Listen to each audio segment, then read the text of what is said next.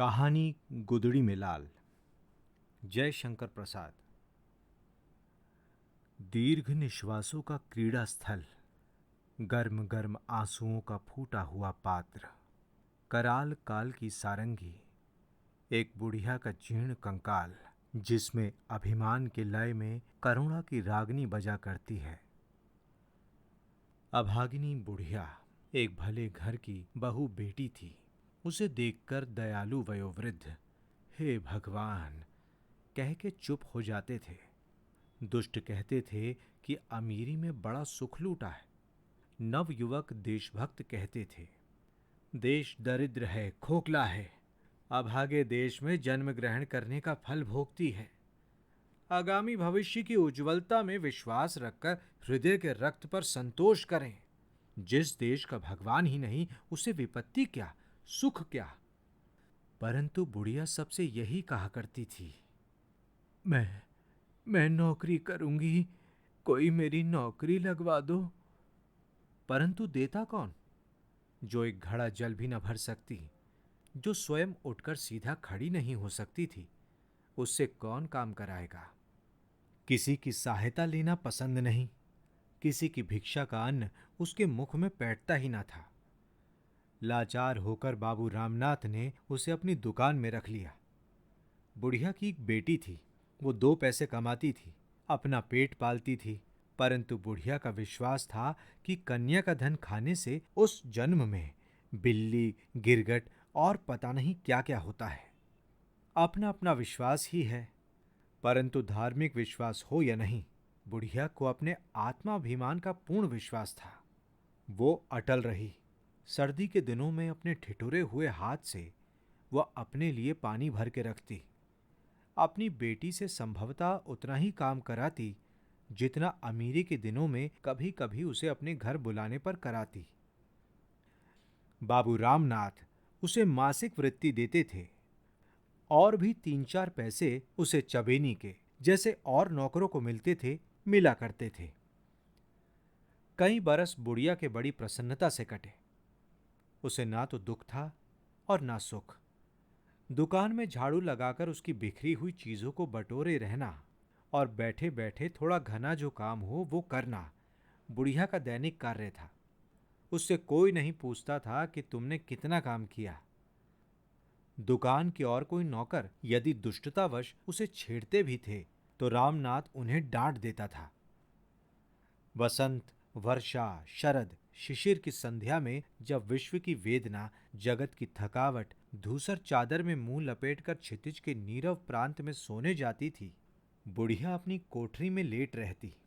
अपनी कमाई के पैसे से पेट भरकर कठोर पृथ्वी की कोमल रोमावली के समान हरी हरी धूप पर लेट रहना किसी किसी के सुखों की संख्या है। वो सबको प्राप्त नहीं। बुढ़िया धन्य हो जाती थी, उसे संतोष होता।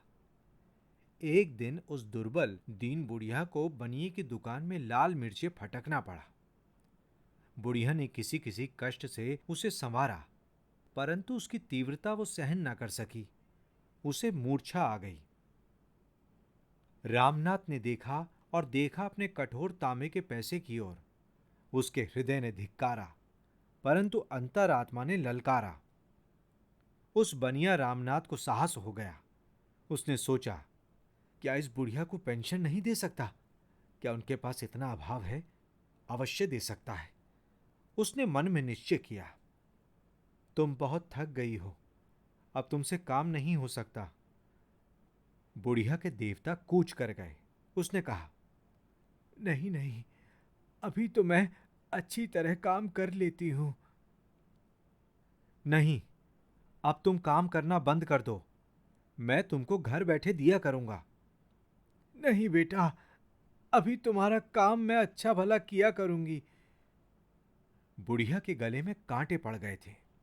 किसी सुख की इच्छा से नहीं, पेंशन के लोभ से भी नहीं। उसके मन में धक्का लगा।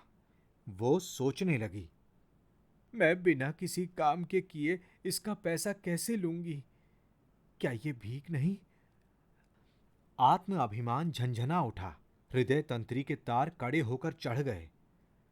रामनाथ ने मधुरता से कहा, तुम घबराओ मत, तुमको कोई कष्ट ना होगा। बुढ़िया चली गई। उसकी आंखों में आंसू ना थे। आज वो सूखे काठ सी हो गई।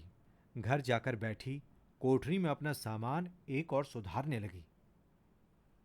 बेटी ने कहा, मां, ये क्या करती हो? चलने की तैयारी करो। रामनाथ अपने मन में अपनी प्रशंसा कर रहा था। अपने को धन्य समझता था। उसने समझ लिया कि हमने आज एक अच्छा काम करने का संकल्प किया है। भगवान इससे अवश्य प्रसन्न होंगे। बुढ़िया अपनी कोठरी में बैठी बैठी विचारती थी। जीवन भर के संचित इस अभिमान धन को एक मुट्ठी में अन्न की भिक्षा पर बेच देना होगा।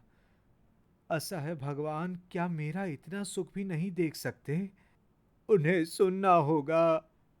वो प्रार्थना करने लगी।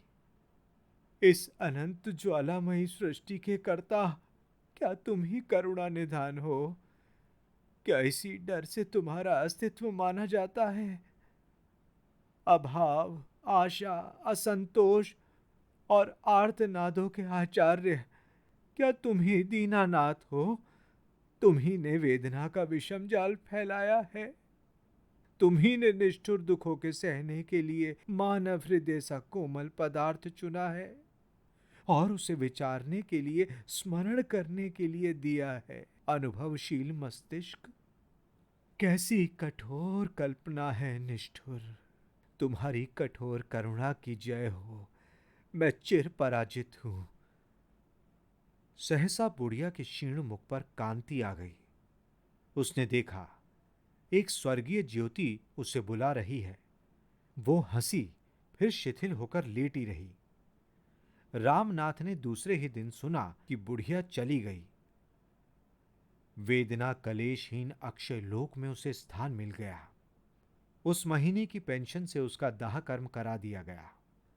फिर एक दीर्घ निश्वास छोड़कर बोला, अमीरी की बाढ़ में न जाने कितनी वस्तु कहां से आकर एकत्र हो जाती हैं।